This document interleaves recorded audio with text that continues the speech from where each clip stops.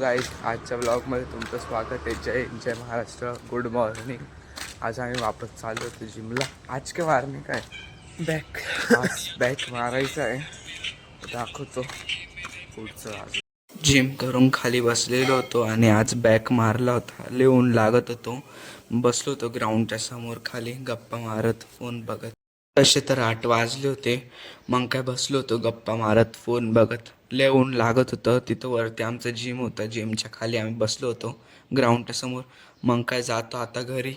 मग काय मंडळी, मम्मी तर माझी फेवरेट भाजी करत होती, कोबीची भाजी. मग आता आंघोळ करतो आणि मग त्या कोबीच्या भाजीवर तवा मारतो मस्त. काय मंडळी, मस्त थंड्या थंड्या पाण्यात स्नान केलं मस्त. मम्मी पाहिलं, मम्मी स्वयंपाकच करत होती. मग त्याच्यानंतर मी पाहिलं खिचडी बनलेली होती मस्त, कोबीची भाजी. मग आता जेवायला बसतो पोट भरून, मस्त खातो आता.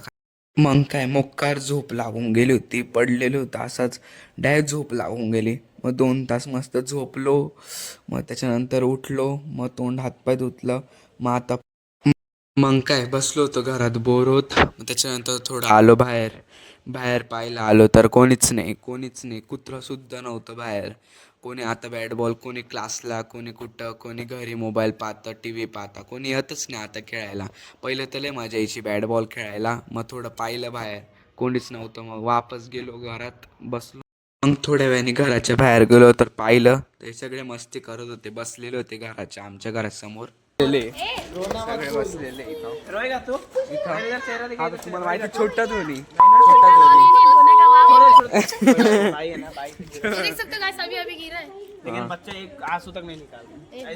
मग काय मी व्लॉगिंग करायला लागलो का यांची मस्ती चालू.